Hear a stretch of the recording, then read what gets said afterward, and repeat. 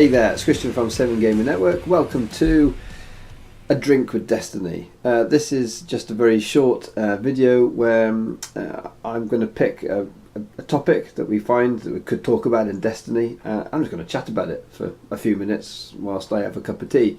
I just thought it might be quite a nice use of time. I often tend to sit and think about Destiny if I'm sat having a little tea break. So I thought, why not just do a video whilst I'm doing it? And what I've been pondering at the moment is the mechanic of Guardian, and actually how good it is. If you've been watching my Asajj Royal Retinue deck building thing, little project that I've been doing this last week, you'll see that Guardian, I get to use it quite a lot, and it set me thinking about how is Guardian useful, how is it powerful, and what difference does it make? You know, is it worth building decks around cards that have it in? And one of the things that I think we do see in the current meta, and this is June of 2017, is that we do have a lot of big character dice in the game at the moment. We've got Vaders, we have got Poes, we have got Palpatines, and then we've got slightly more fringe, but we've got characters like Baze or Aura seem to be cropping up in more deck lists. Luke, and I feel like that there are a lot of 2 character lists with these big character damage dice in, and Guardian becomes really strong in this sort of meta because we have the control over where that damage goes. And I think that's not to be underestimated. It means that we can load up our Guardian characters with some shields, we can load them up with some mitigation, they can have Force Illusion on, they can have armor plating on, there's various things you can put on these sort of characters that means they're going to absorb that damage. And if we can be doing that, I mean, it really can feel like we're nullifying our opponent's attack, especially if that's onto characters that we don't really care about all that much.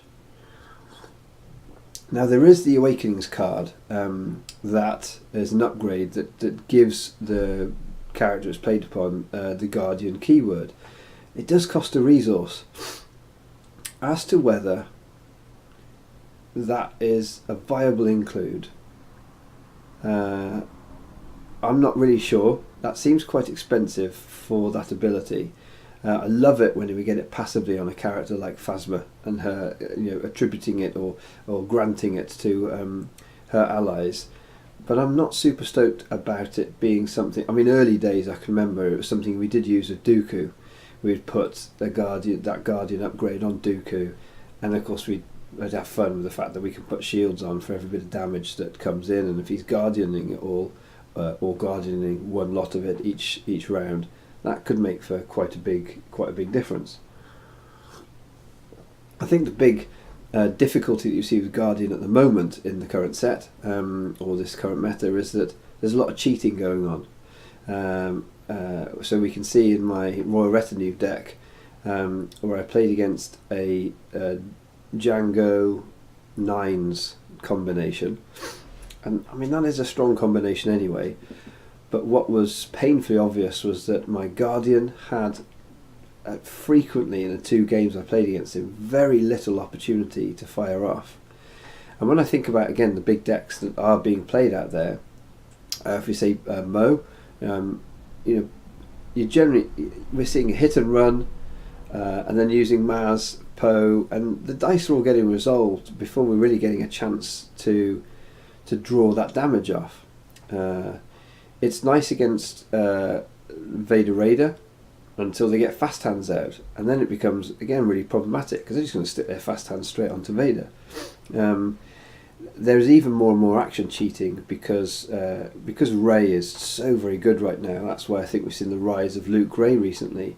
The amount of times that they're going to vibro knife on Rey, roll out Luke, resolve Luke, and you're just not going to get the chance to use the Guardian. So I think that is a possible drawback for it, but it feels like a card that's really strong. It feels like an ability that's strong and kind of slightly underestimated in the meta at the moment.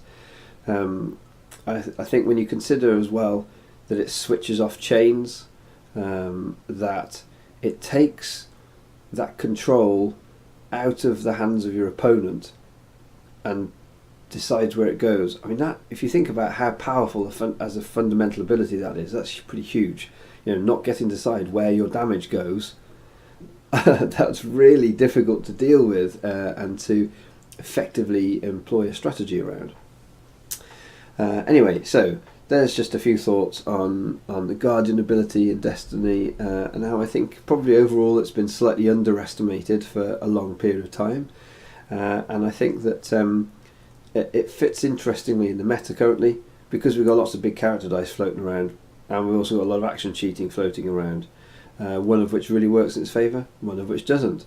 But hey, if you've been playing with decks with Guardian in and you found it really useful, put a comment up, let us know.